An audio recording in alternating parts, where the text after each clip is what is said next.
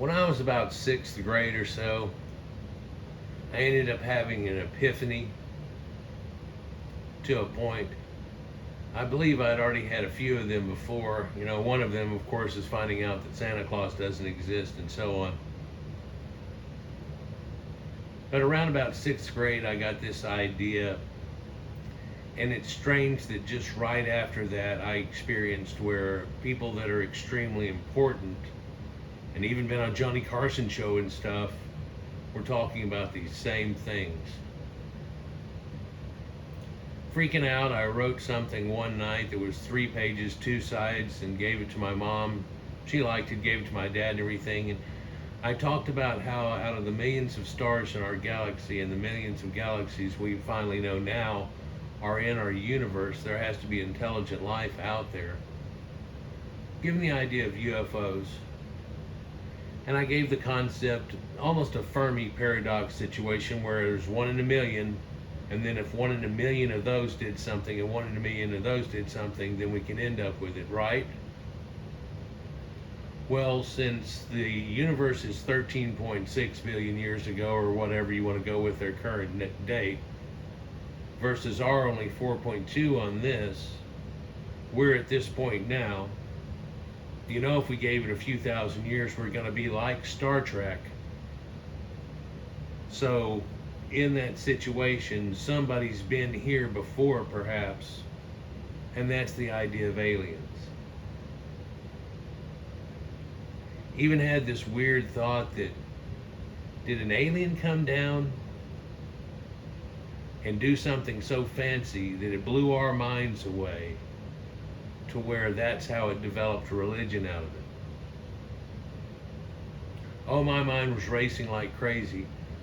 And then shortly after that, I got to see this show that we're about to show now, where it's In Search of Ancient Astronauts from 1973 with Rod Serling. This is before they started the whole series with Leonard Nimoy narrating as opposed to Rod Serling. And I always thought that was extremely neat because, of course, he's Spock from Star Trek. So he knows about these kind of things. Well, no, I knew it was all fake and situation and they'd put ears on him. But it was neat to have him exactly in that situation. Just like it was neat to have Carl Sagan, who shows up in this too, by the way,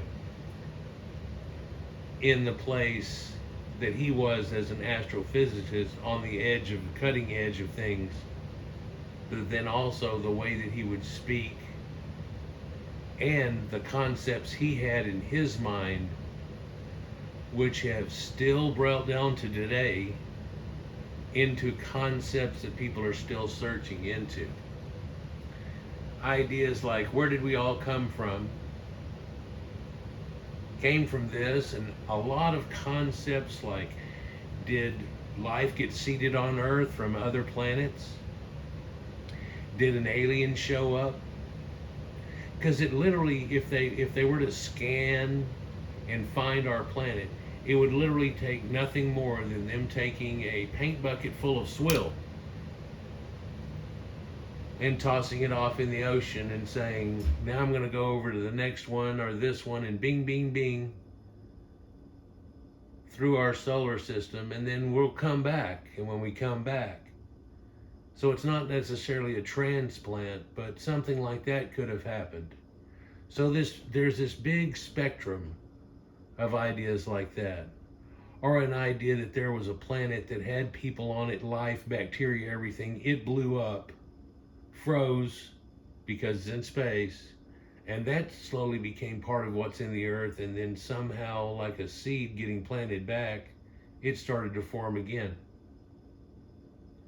There's a lot of ways this could go, and I don't want to go into deepness before I've even taken it and let it go for the first picture, but they're going to talk about a few different concepts in here, and some of things are left field, but at the time here, 50 years ago, this was somewhat of a cutting edge ideas and thoughts by people and stuff, and this really got spurned on by Eric von Daniken and his idea of the chariots of the gods, which whenever I went to go see that, I kind of thought that I was going to look at some mythological stuff and everything, and people said, "Oh no, it's got all this cool stuff in space and da da da, the pyramids," and I was like, "What the hell are you talking about? I know what you're talking about, but what are you talking about?"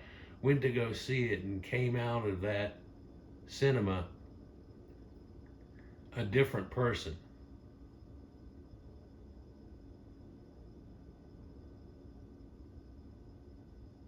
Maybe you can relate. Or I had a similar experience with some other show that went on where they just broke it down to the point that you go, "Well, okay, that's possible," and they go, "Well, if that's possible, da da da," and just blow your freaking mind. Let's get into this. Join me, won't you?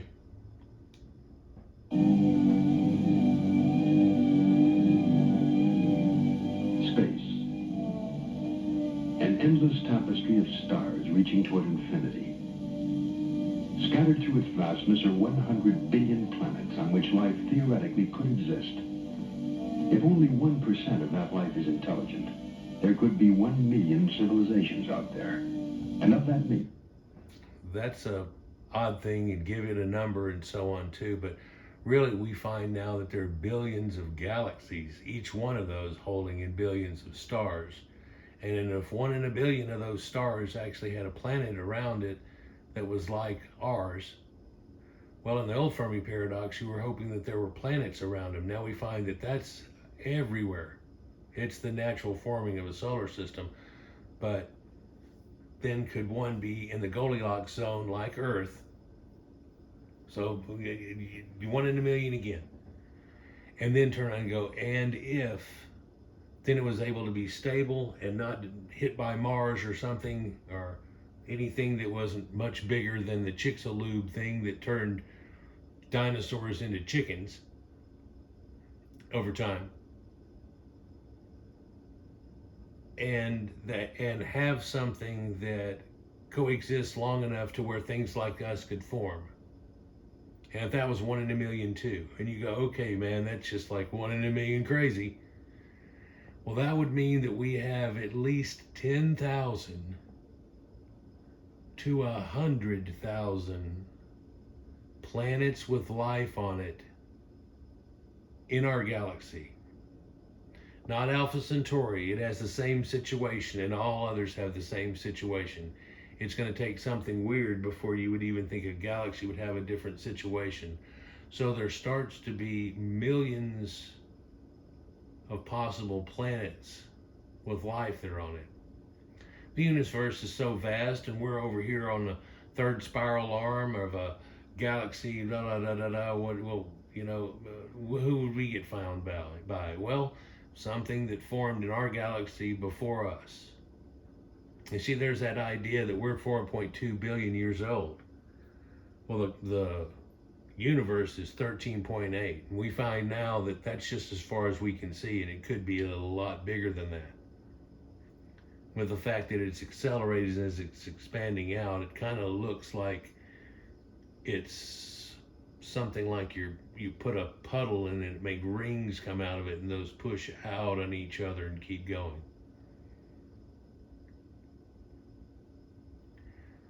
Regardless of that, we've only been around 4.5 billion years, and so if somebody had been around 100,000 years before us, what would we be in 100,000 years? Surely we'd be Star Trek or past. Get to that Star Wars thing, which, if you checked it out, even though they're just trying to give it a fairy tale beginning idea, a long time ago in a galaxy far, far away. So this had already happened a long time ago versus forward. This is another one of those concepts that fits in there that until this time people weren't really thinking of. It's amazing the time that we're living in, you listening right now, and what you may have experienced in your life. It's a different world than it was hundreds of years before, and hopefully it'll be a much better and different world hundreds of years in advance. Let's go back to Rod Serling here. It is conceivable that one discovered the secrets of space travel. It is possible that ancient astronauts went in search of life beyond their own world and found it on the planet Earth.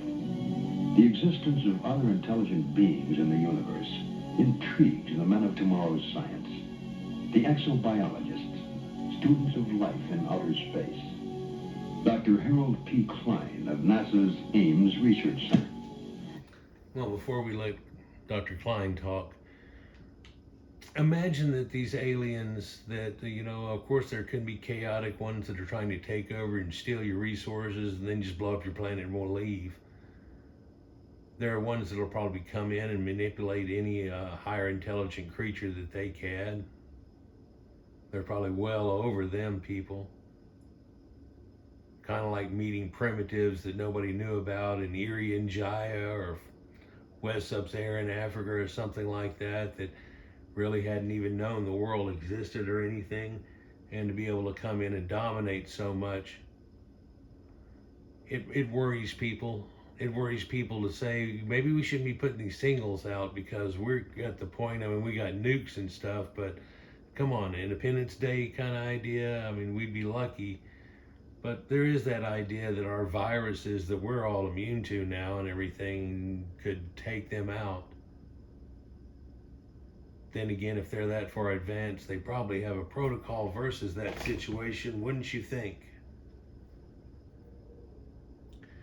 So here's that big blue marble, and here's one of the earliest, if not one of the earliest, straightforward shot. Later, I think they show the moon rise, or the earth rise over the moon. That's been so famously shown. But that's Earth right there.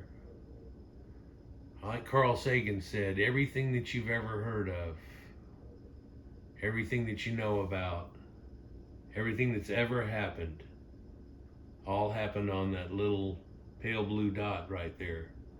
Of course, when he showed it, he was taking a probe looking back from Saturn's rings and seeing Earth, and all it was just a pale blue dot. And they go, well, that's Earth, and took the picture of that because it was real profound when it happened. And still to this day, if it's the first time you hear and see of a situation, it usually catches you a little bit. But being that we were in the age of space age, going to space, coming to the moon and back as I was a kid and everything, and then having that statement projected out there, it was quite profound. Let's continue. The knowledge that this kind of life that we know of on this planet is not the only one will have very profound influence, whether that other life is more advanced or less advanced than we are. The very knowledge that life can originate spontaneously will have, I believe, very profound effects on the thinking of man in terms of what he is and what his role is in the universe. Right? I believe so too. And you can see people theorizing on this idea 50 years ago now or more. And so it's been on the forethought. And then once we find the truth or reality of religion, and these scientists are going through this type of thing, figuring out, well, are we alone?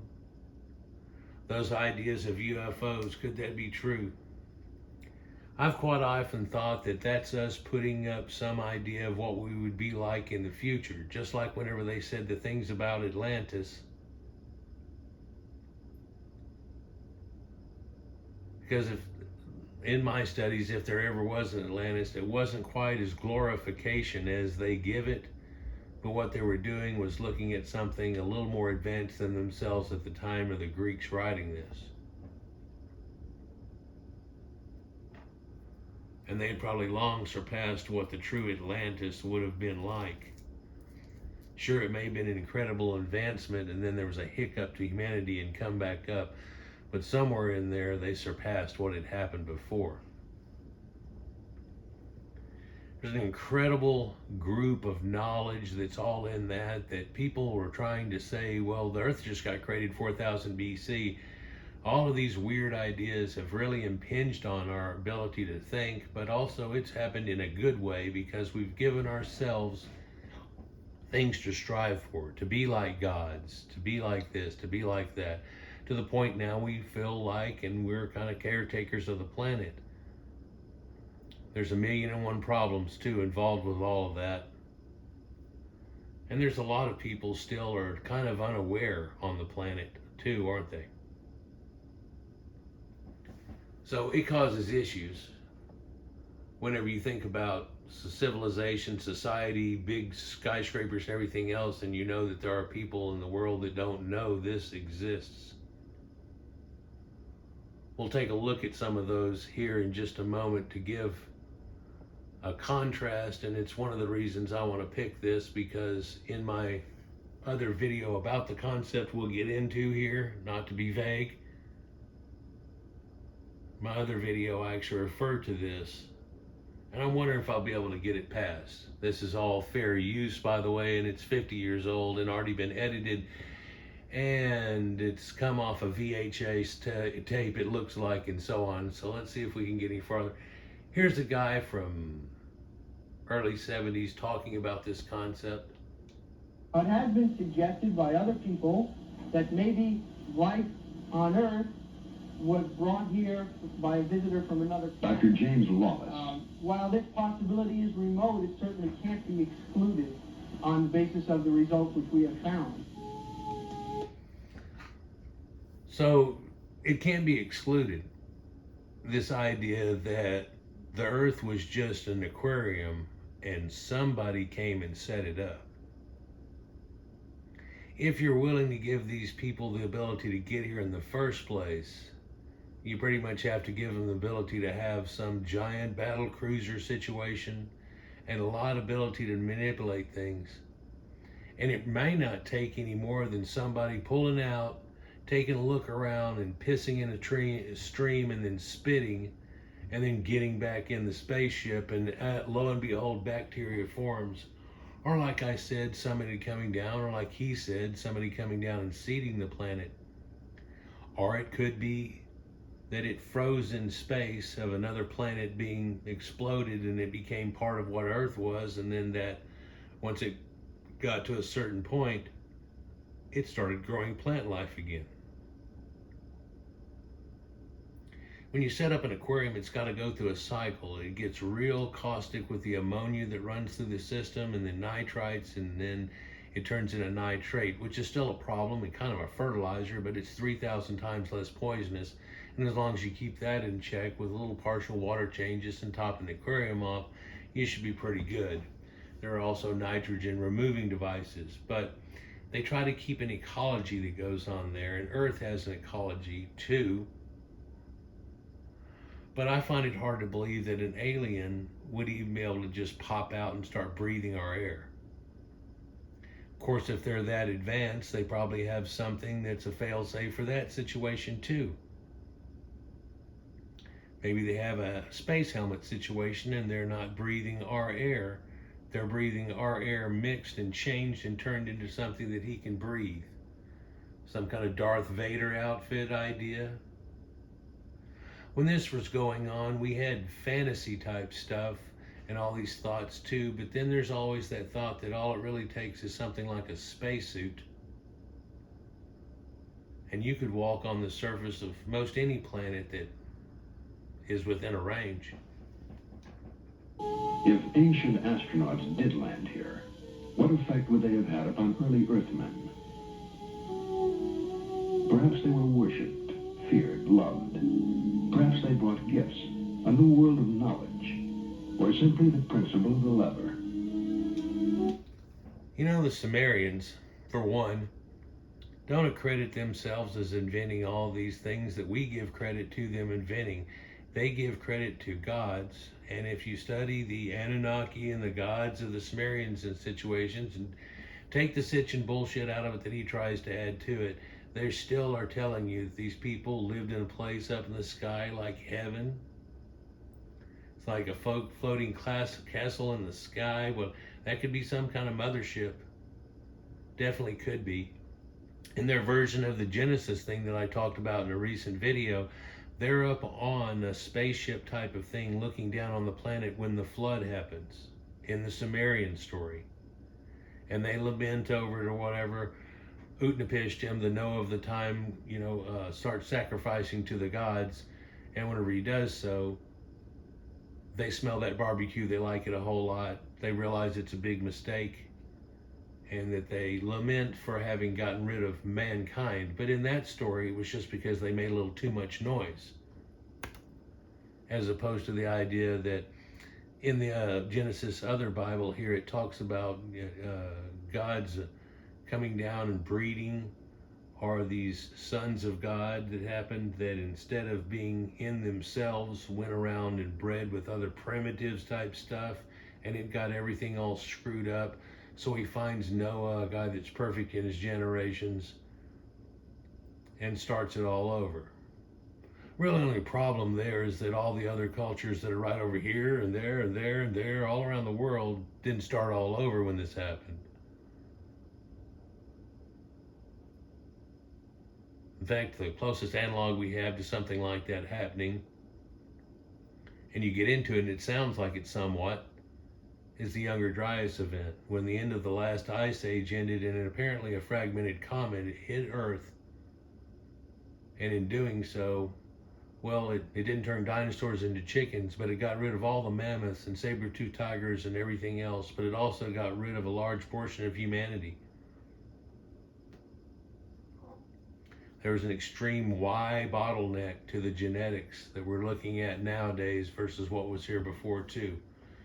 So whenever they talk about this idea that it was kind of a Lord of the Rings world before then, I find that fits with my mythology and concepts quite well. Where did it all come from? There's some truth in mythology, whether it's gotten changed and twisted into a whole nother story, just like Star Wars is really the idea of a Western in space, or a space opera.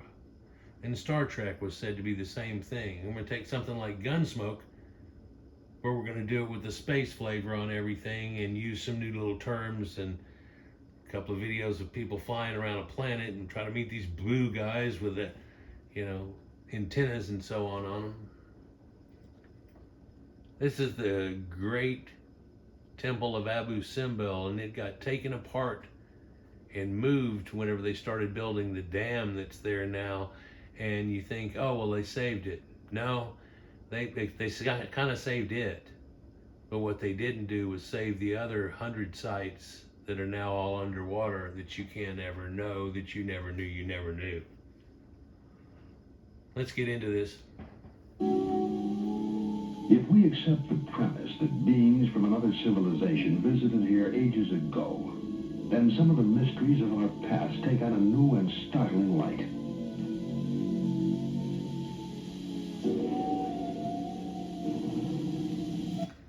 The whole idea of religion, it's possible, stems from that.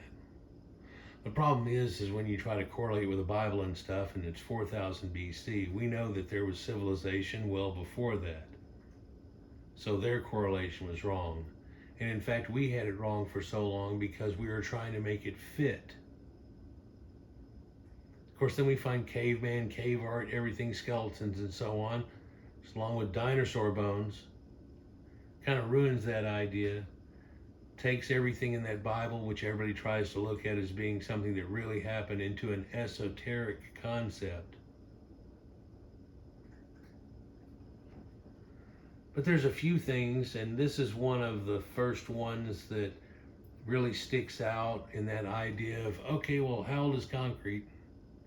Well, Romans make the concrete to trigger. Yeah, we know that. And also it has to do with the ash from Crete, concrete. It's that simple. People have forever like, where's that special recipe? That's what it was. Using that ash and salt water whenever they make it. And so it actually constantly tries to fuse and self-repair.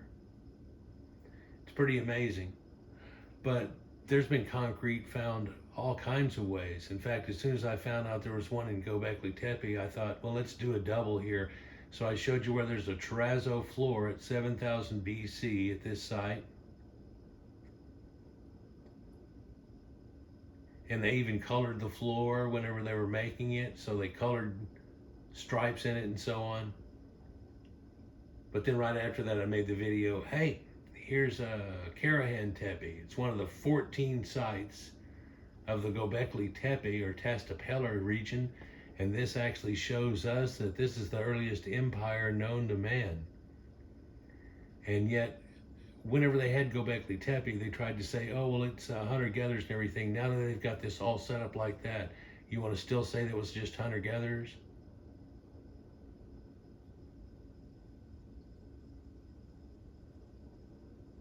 Here on this table is the Baghdad battery. You ever heard of it? Well, Volta and this other guy are the people that came up with batteries and so on. So how's there a battery sitting here a couple of thousand years before?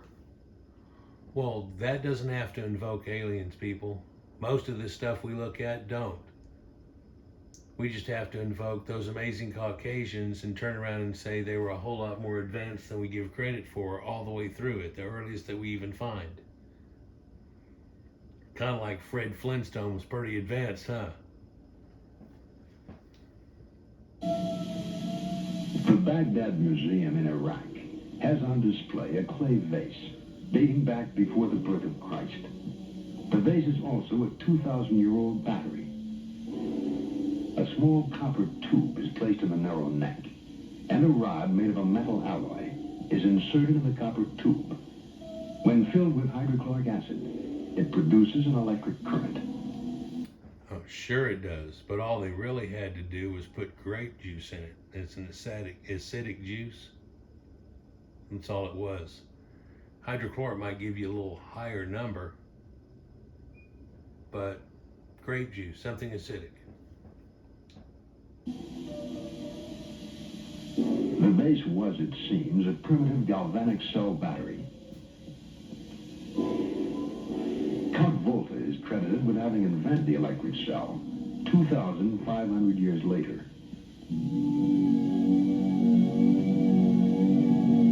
Was the secret of electricity revealed to man thousands of years ago? Is it possible that this planet Earth has been visited by travelers from outer space? My view on this moment is that a battery doesn't do it. That somebody could have figured that out somehow. They say it was used for electroplating things, as though they could fake solid gold objects. Kind of like an alchemy situation, kind of like magic. There's always something behind it. Well, how did they get that and turn it to gold? Well, they really just electroplated it, and that looks like gold. This is just the intro to this show. I don't want to try to show you everything inside of it, but we'll catch a few key points here and something coming up I'd really like to show you. Did they wander through the throbbing light years of the universe in search of other life and find it here?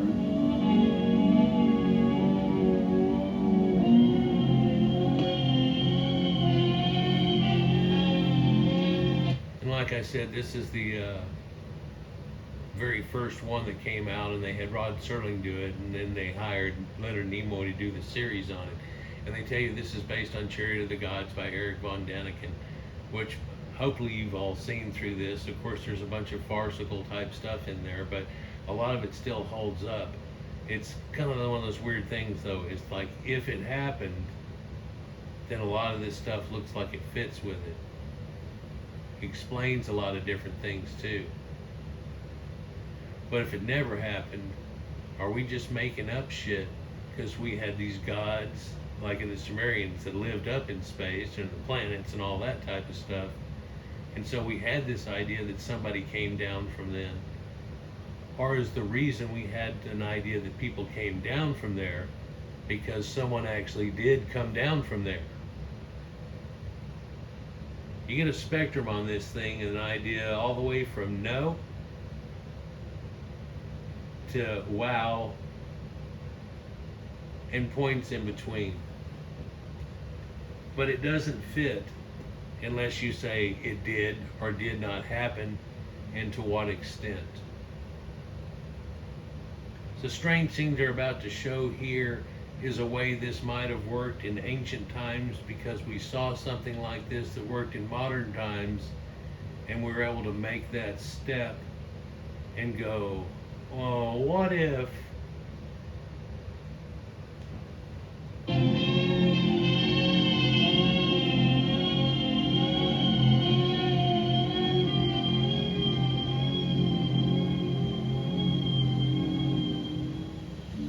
There are places on this planet where life exists almost unchanged since antiquity.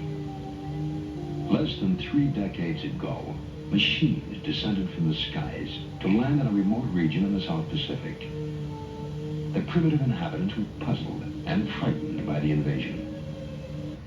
We're talking about World War II, and we're talking about primitive islanders that live in the South China Sea.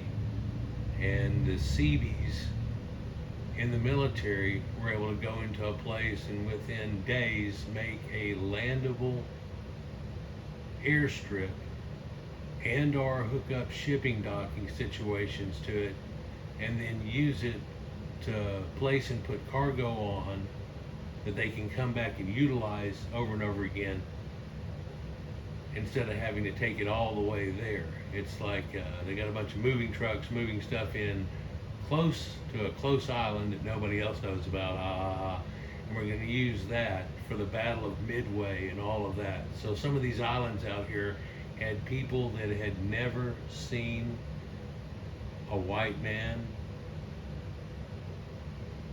anything in a Neolithic form whatsoever.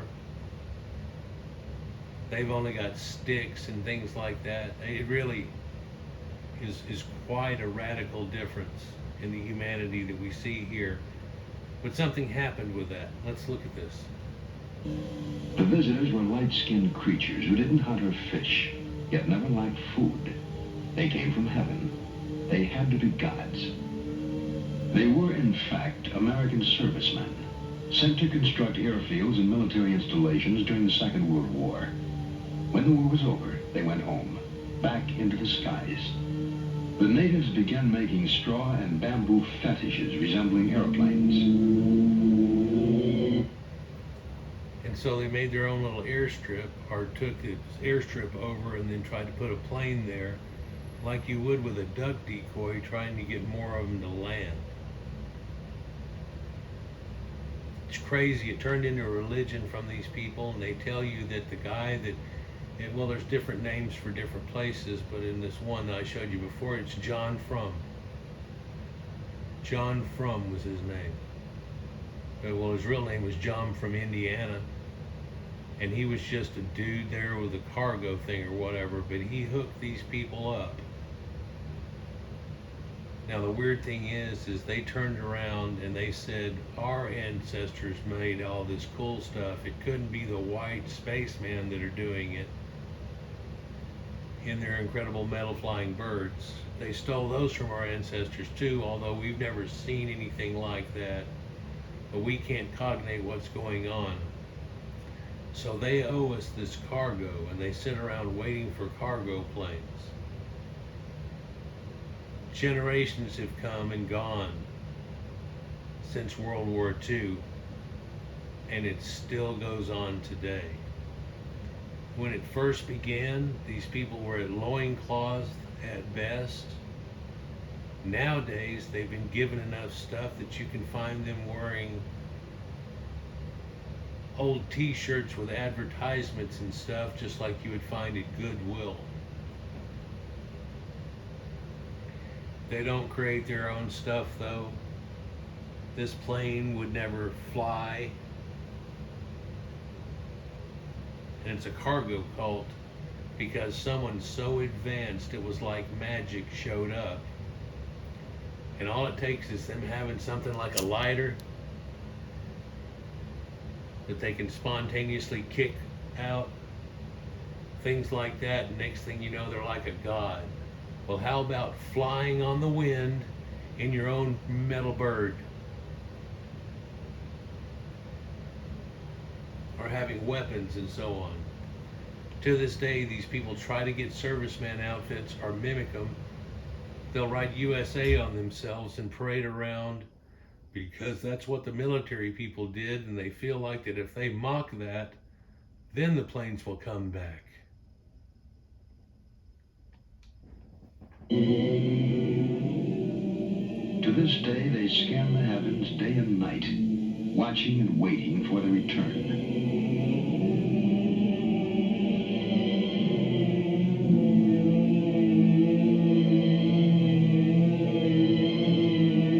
They don't get much done if this is what they waste their time doing.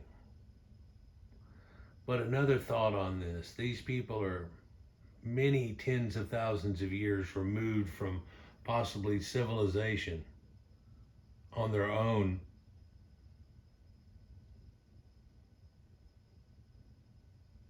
And so we've decided not to mess with them because we've had problems with people like this that we've messed with before. Some that we're still dealing with to this day.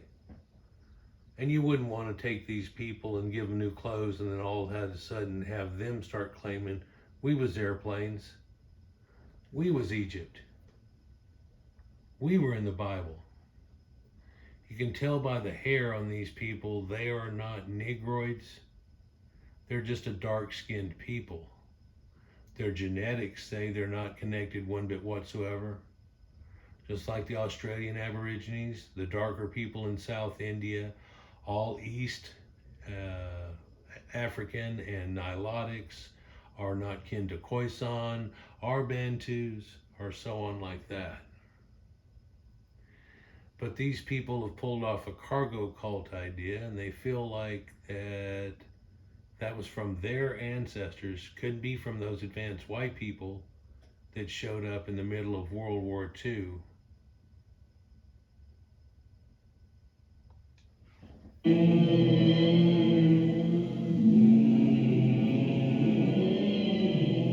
new religion, a new cult was born from the encounter between a primitive people and visitors from a highly developed, technically superior society. White and superior? Oh no. Oh, back then we could openly say it, when everybody can see it still to this day. But we've of course got to pander to people because of their feelings, because they used to be like this real short time ago. In fact, you can still find it in the non-colonized areas of sub-Saharan Africa. Or the Khoisan, which whenever I was a kid also they made a movie about called The Gods Are Crazy, and they show that guy with the click language and everything. It's pretty cool, but somebody flew over in a plane and dropped a bottle, and he thought it was from the gods, and it all ensues.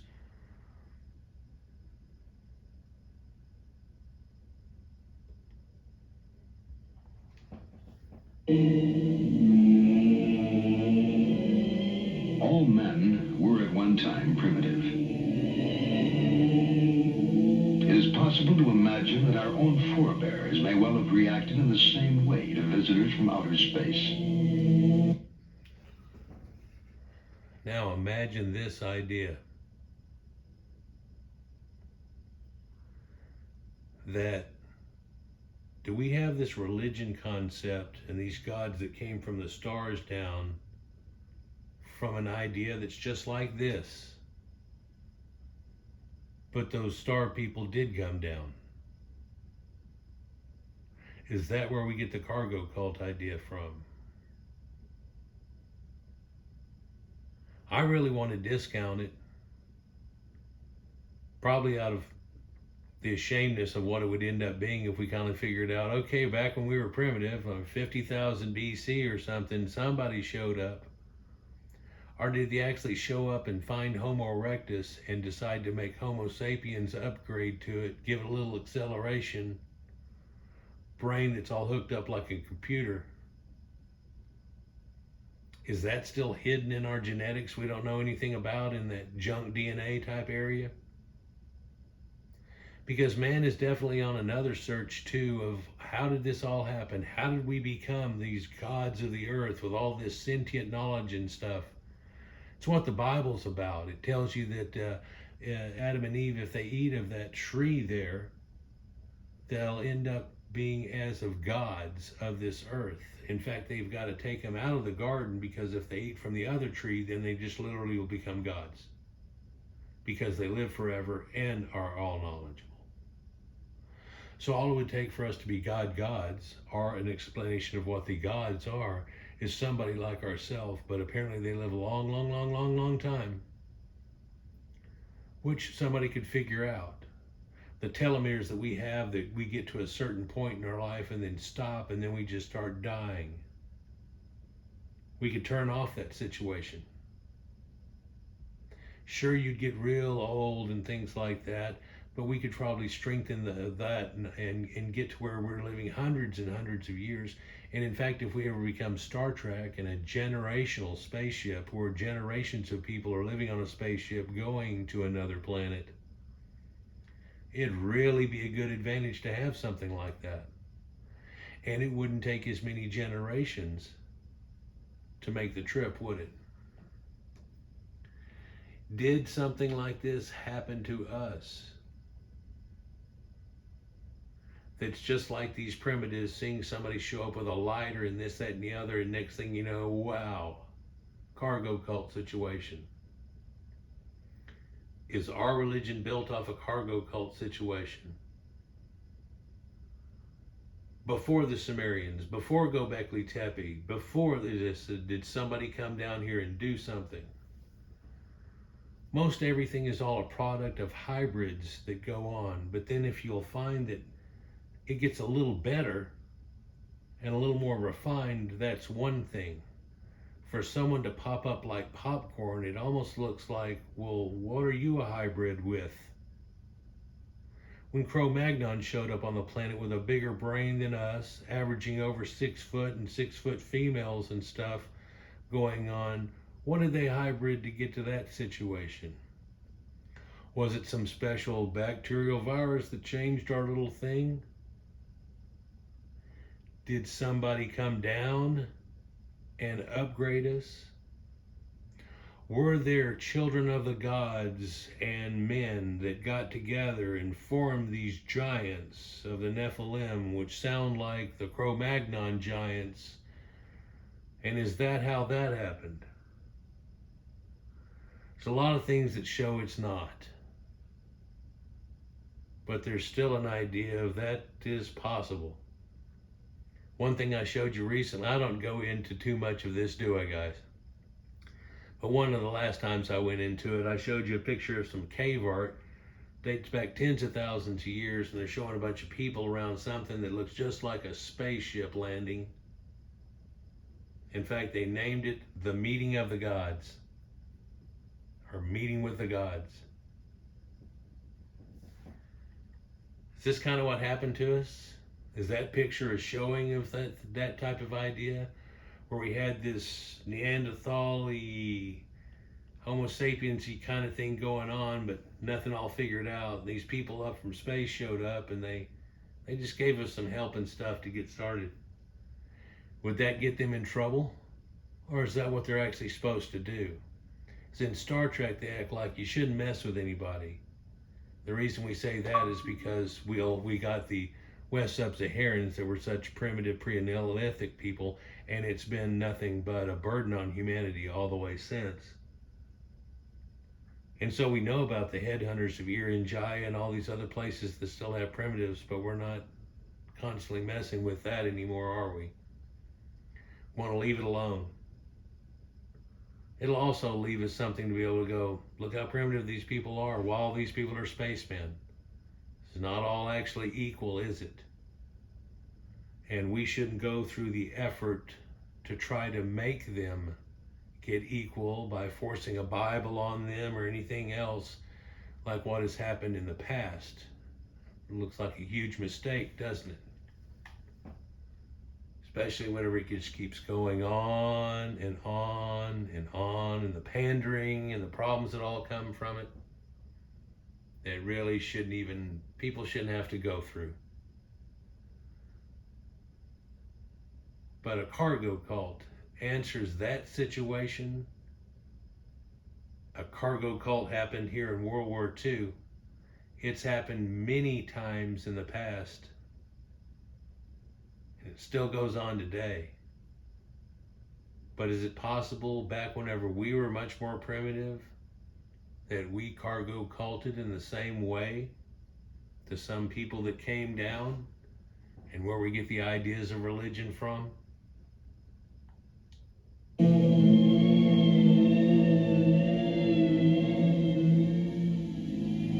The world is a storehouse, an archive of unexplained phenomena. Gigantic creations, in effigy of what? To appease or acclaim whom? Strange stories of gods who appeared riding across the skies in flaming chariots of light. Whole civilizations were structured around these gods. Civilizations which at one time flourished and then mysteriously disappeared. Only Like they could really make it, and it looks like they did, but now there's only ruins there and nothing came out of it, and the people that come from that aren't building in that way in any way. Well, when you get into it, all these Mayans and Aztecs, they tell you that the buildings were already there and they just inherited them from people. Well, now you got to ask yourself, is this the idea of the Sumerians giving credit to the gods instead of themselves, or is this actually something that was all here from people before, and you've only built upon it, fixed it up a little bit, and y'all kept yourself going for a point, but then, wow, it just falls apart pretty quick. It's kind of scary to think about. That's why people are afraid of ruins too. Other than the fact of them thinking that there are ghosts in there or somebody's living in the ruins that could attack them and doing so on, because that's a natural idea. You find ruins, you're going to go hang around in them too, and if you take it to be your place and somebody else shows up, you'll defend it. these stone relics survive to give mute testimony to their time. Their true history has been the cause of much scientific inquiry and romantic speculation. Did a recent video showing a few different places connective, and they're like, isn't that crazy that it's just the same? But showed you a reality in that situation of the master of beasts, or the master of animals. And here we have him doing that same thing with a snake on either side. Yep, and at a sacred archway and the whole 9 yards in with this. This is probably not their first time to have seen this idea though, but there's a connective across the other side of the world showing you that that concept at least dates to 10,000 BC or whatever, or when these people would have had contact with other people to have that effigy and that concept. Of course, it looks like a somewhat primitive concept, but then you take it, the idea of the master of beasts, that comes all the way till today. You can think of something as childish as a lion tamer or not, but you can also realize that, man, we've got control of this pretty good. In fact, we're saving animals. All like spotted burrowing owls and all kinds of stuff. Yeah.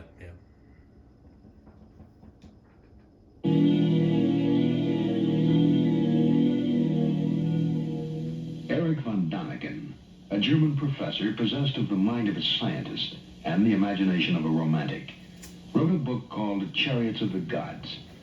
He stated that sometime in the distant past, man was visited by intelligent beings from outer space. It was his answer to it, and whenever I watch the thing about it, it's weird, but it's one of those things where they led you down a path, and you're like, oh wow. Just like we're doing here, we're talking about, well, could there have been, out of the millions of stars in the galaxy, could there be life, so on, da-da-da. Could it have ever showed up here? We have some weird shit going on here, could it have showed up? You know, I'm against the idea of trying to give the pyramids to aliens rather than telling you these Caucasians were extremely advanced, that they knew the size of the world and the shape of the world at the time, and it's encoded in that idea. I've got another sacred geometry thing I'm about to show y'all here soon that'll end up showing you a pentagram and then this flower of life idea and even a Mickey Mouse symbol, and all this adds up to being, yeah, there's your pyramid right there. Well, hold on, is it the right degrees and everything? It's exact. Where does that come from? It comes from sacred geometry. It's weird, when I was a kid, we had that spirograph. You could play around and make little designs, and then come to find out, whoa, what were people doing back in the day? And it wasn't just some kid art with different colors.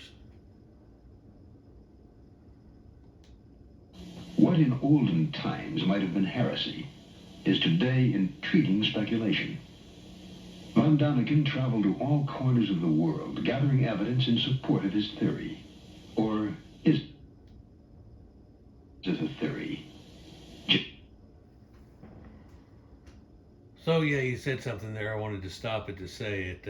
It wouldn't have been a couple 100 years taken away and removed from this, and you could be dunked and drowned or burned alive as a witch for saying things like this. Because the church was trying to have so much power over people that you couldn't even get out concepts like this without people telling you, you're blasphemous, there's a demon in you, we gotta burn him. Or if she's a witch, she'll float like a duck on water. Judge for yourself.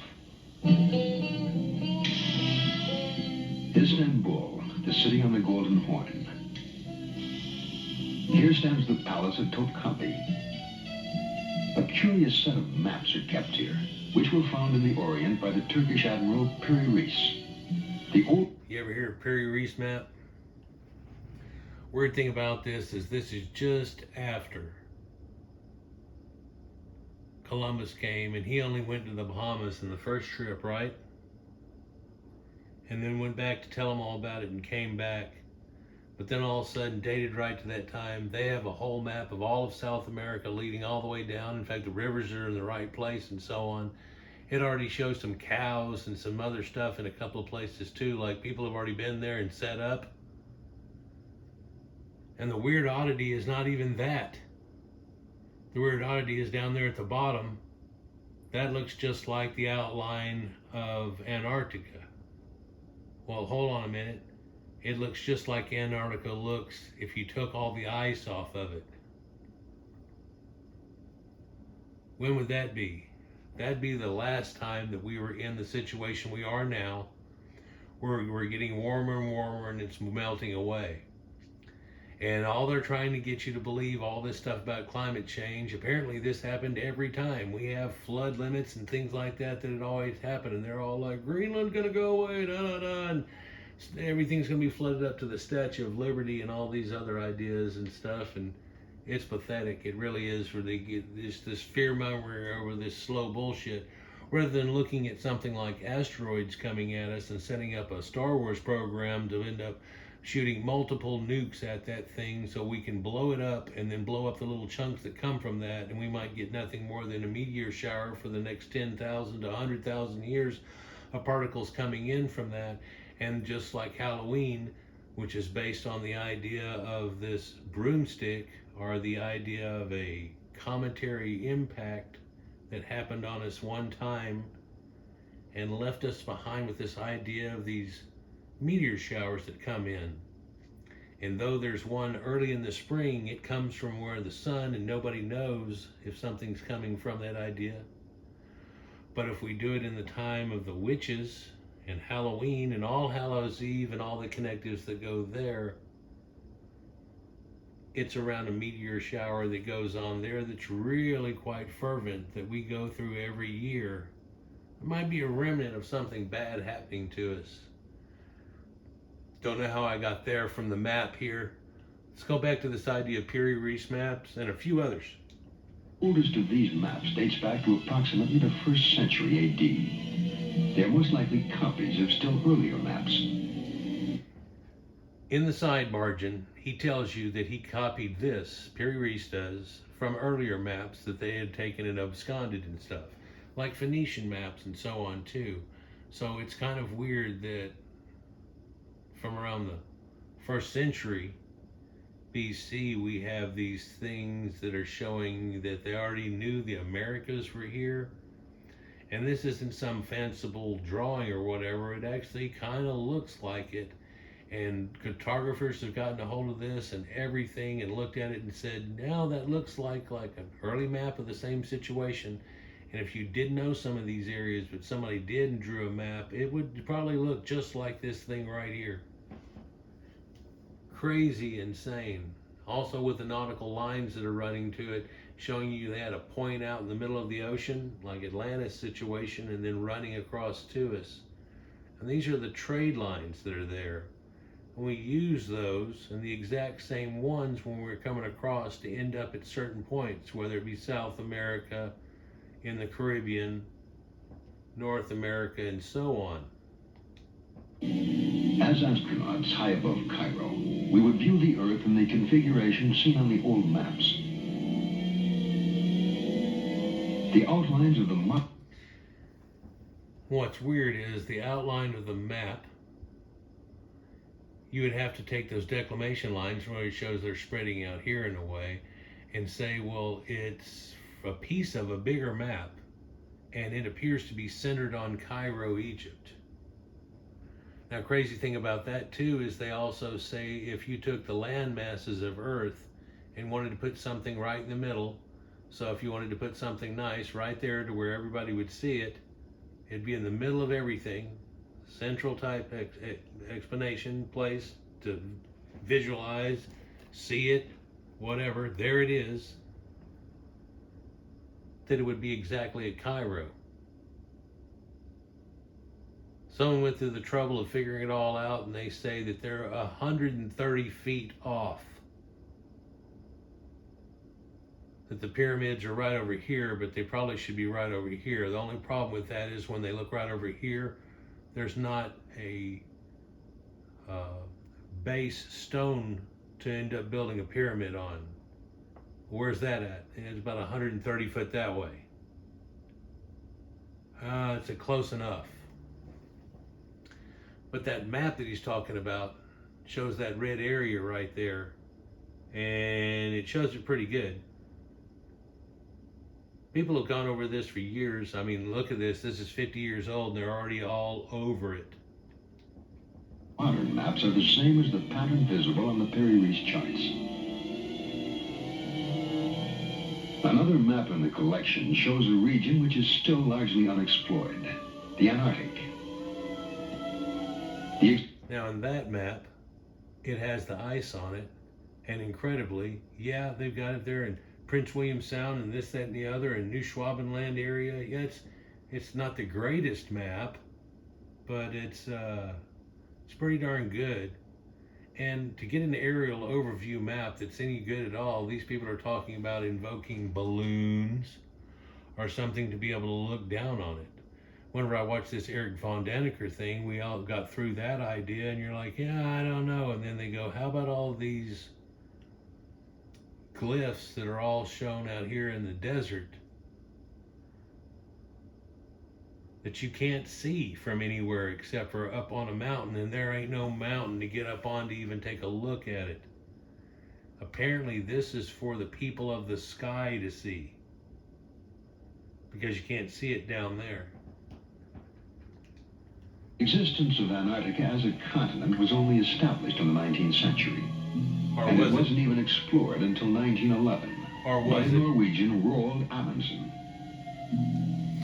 I did a recent video, and I swear it looks like that piece right there is from the same pictures.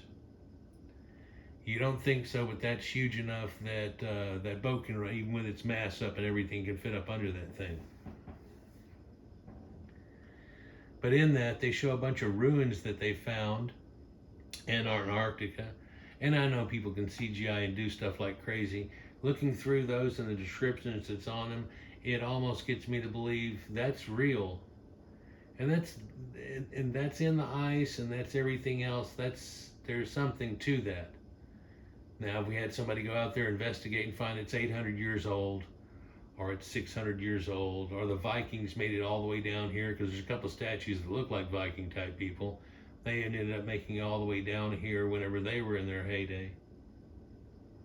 What does it date to? Well, nobody's admitting that even exists. In fact, the only real reminiscence you have of that is a few different people saying that they have found something like that. And one of the people, whenever they did so, they tried to take people back there at another time, and there was nothing there. But they also weren't in the area that we were talking about in my other video. It was another area, not too far away. But then again, when you get lost in the snow, if it was just right on the other side of the other ridge, you'd never know it.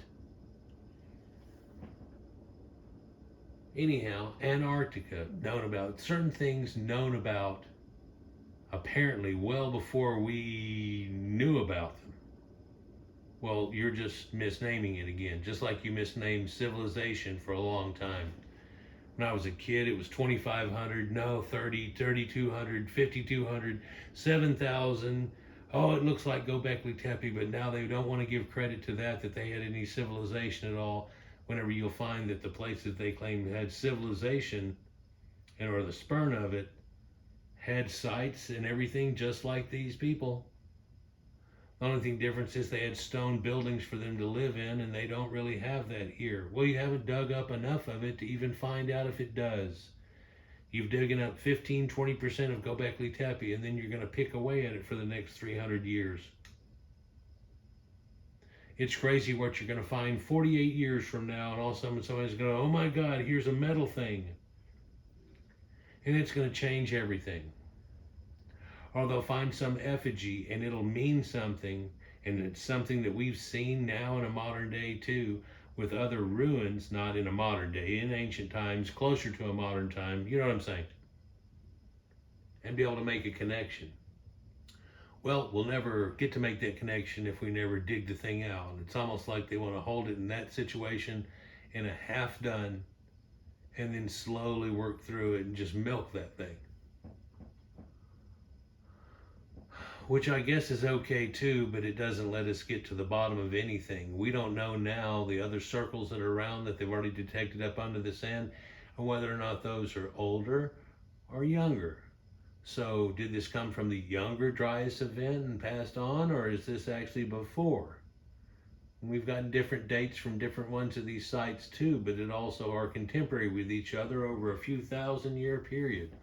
This is actually the world's earliest known empire, and they're still trying to play it off like Göbekli Tepe's one place, and that it was all made by hunter-gatherers that got together and just wanted to get away from their wife, and they didn't have bowling yet, so they made Stonehenge with all these astrological signs on it and so on. Some of the other hunters were so good that they were able to sit around and do stonework. It just came to their mind. That's not how it worked. The map dates from 1532, a time when the techniques and basic equipment were unavailable to determine longitude. 1532. Yeah, well, we didn't have an accurate enough watch to do so or whatever, but you can find longitude and latitude on Ptolemaic maps and so on. And what's crazy about that is they only showing 1/3 of the Earth in that. And in the 360 degrees, they got to count it off and doing it right there. But then, where's the other maps that go on the ends of either side of this? How is it in 1513 or 1532 that somebody, right after Columbus and the whole 9 yards, have already got this situation? There's South America reaching down to it and so on, and have a pretty good declamated idea of the way that works out. And if you'll look, that circle in a circle that's right there around that is showing the lines of declamation. The question lingers. What was the source of information? I'm not going to say it was aliens, guys. I'm going to say that it was early maps from a lot of people that kept shit secret.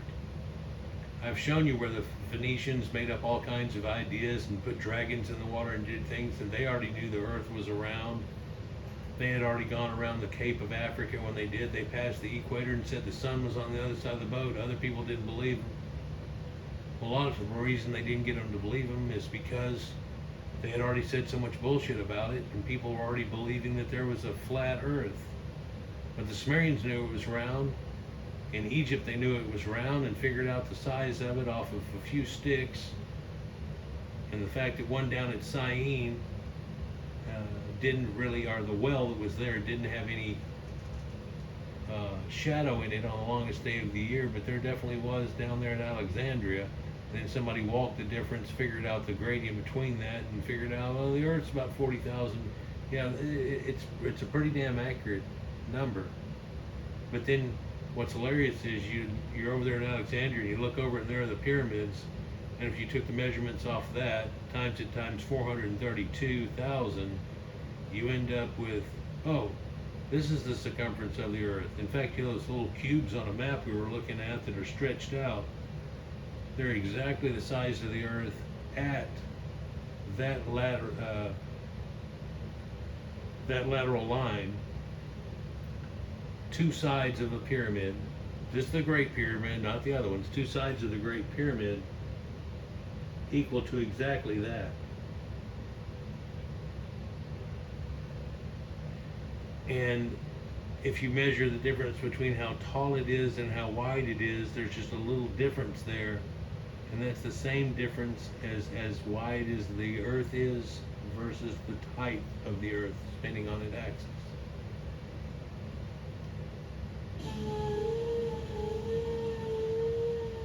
The world's first great cities might have been constructed, according to von Daniken, under the supervision of the same being who offered instruction for making the maps of Piri Reis. Teotihuacan lies in a broad, flat plain curtained by mountains in central Mexico. It was once the center of the highly advanced Aztec Empire. When the Spaniards arrived in the early 16th century, they found an established society of artisans and intellectuals. The name Teotihuacan means where the gods reside, and the city of the gods is dominated by the Pyramid of the Sun. It is 216 feet high and forms a small mountain weighing 2.5 million tons. You know, one of the oddities we find with these Aztec and Mayans is that they were very primitive in some aspects. And then another idea is they had this astronomy and a calendar and situations like that. And it goes to show you that some people that are in the in-between ages had a lot more going on than you would think. But the Aztecs don't say that they built this. They say that it was built by the people that came before them, were already there. Like they remember or even have stories where we came in and killed off these people and took their stuff. Like if somebody was to come in and go against Cairo and then all of a sudden stand around in Cairo and I'm the captain now. Like with the pirates on the boat, huh? The Aztecs worshipped the sun as the source of all life. They offered human sacrifices to the sun god atop stone pyramids marked with lithics. Well, that's part of that primitive stuff we're talking about, where, you know, thousands of people, and they rip their hearts out and all kinds of things, and it's like, dude, you're almost there, but you ain't got the idea. Well, there are other things in the Caucasian past, too, that we could look at, but yeah, so, but it's a weird contrast here with these people had it going on almost the same as something else, but then all the rest of their stuff is so primitive. It's almost like, well, you weren't the people that built this, and so what would you be like if you weren't living around these things? How did you find out about that calendar? Well, they tell you it was Kukulkan, that he was a light-skinned guy, had a beard and everything too, when all Amerindians, North and South America, do not have facial hair. Crazy. In fact, when the first explorers showed up here that he was talking about, they thought that he was the return of them. That makes no sense to many people, and it tries to look like something like white superiority, freak out, or something else. Could it be a Nordic gray UFO person? Could it be the fact that we know now that all of the South American dogs are all the same as Norwegian dogs, which would have been the Vikings, and when we say the Vikings came to North America with Leif Erikson and all of that type of situation and made it down into Nova Scotia, did you know they found another place too now? Well, there's a lot of artifacts all across North America that show Viking symbology and things like that, going way back when. swords, ships, things like that. They're all done, and they keep on writing them off as all fake or something. Phoenician writing from the ancient time, and we're looking at a people that are connected to due to their same type of ships, and these people are well-known maritime people. But we're led to believe in a modern time that maritime is something very new. They tried to act like whenever Columbus went over, he'd fall off the end of the earth. They want to act like Noah was the very first boat somehow. We've got evidence of boating, or what has to be boating, over 165,000 years old, because there are islands in the Aegean that even at the lowest point of water that's ever been there or whatever, there's not a land bridge, and you can't swim 26, 28 miles out to a place that you can't even see from the shore. But you could run into a boat. But they've shown a lot of people on there, and I've got a video about this, look it up, early maritime boating,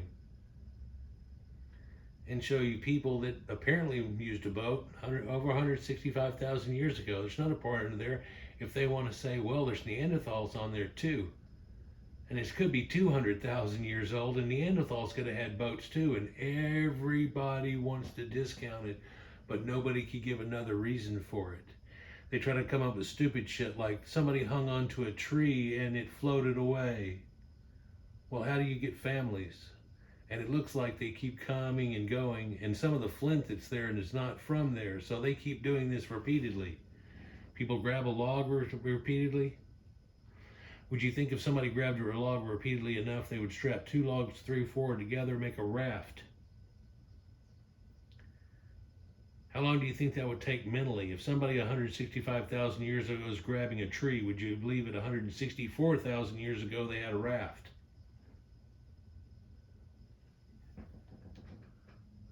Vague symbols relating the history of an ancient people. Archaeology seeks answers to questions about man's past by digging through what is left behind. Here they uncovered a chain of riddles which stretches across the expanse of modern Mexico. A mile to the south is the temple of Quetzalcoatl. Legend Describe Quetzalcoatl to me. tells us that he was a light-skinned, bearded man who came from the stars. This is their legend. This isn't ours. He came from the stars, and when he left there, he left again.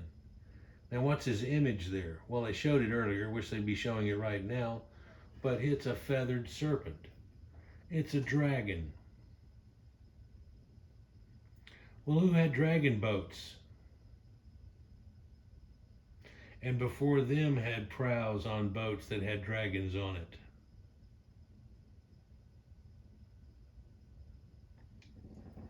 Supposedly, he taught men law, the arts, and the cultivation of corn. The head of a great feathered serpent represents the god Quetzalcoatl. When Quetzalcoatl finished his mission on Earth, he departed to his native star, promising to come back someday. Well, he's promising to come back, but even if he's one of these aliens that can live a long time or whatever, I'm pretty sure he's already gone now. My thoughts on this are that whenever he decided to go back, and if he was a Viking type, he would have to have gone, made it into the Caribbean, out the Caribbean, come around, go up North America, and shoot out across of there. And it's quite possible maybe when he shot out of there that he ran into a hurricane, and we'll never hear from him again. And he never even got to make it back because he never made it there to even make it back from. There's a million scenarios that could go on in this idea, but this telling that they have themselves of their great God that brought them all of their knowledge wickedly sounds like a fair-haired, bearded man. And again, whenever the Spanish conquistadors came in, they thought they were them again because they saw these blonde-haired people and they had beards. Whenever none of the Amerindians have beards. They're showing of other statuary art, if you will, that show the moche in them, and they have statues of their gods and they have a beard on them. Why would they put beards on people whenever, if they're in North America ever since the end of the last ice age, they haven't actually seen anybody with a beard, supposedly, in like 8,000 years or more? What is this? Well, it's just another one of those things. I made a few videos about it. I won't go into deeper onto it now, but yeah, it definitely looks like the Viking type people and or Phoenicians who may have been coming over here and getting float copper from up in Michigan to fuel the Bronze Age even. We're here in ancient times, but we're having a hard time breaking through. Well, you'd think we were with the Clovis first idea, but that's been so shattered long ago. Galt, Texas, right down here south of me, have points that start to look like Solutrean points and things, and they date to 18,000 BC. There are other sites, 22 and 16,000, Bluefish Cave, and all these different ones. But just a couple of years ago, or a year and a half ago now, they found footprints coming across this desert patch put into it, and they were able to radiocarbon date them because the organic matter that got squished into them whenever they happened. And it dates over 30,000 BC, and they found a cave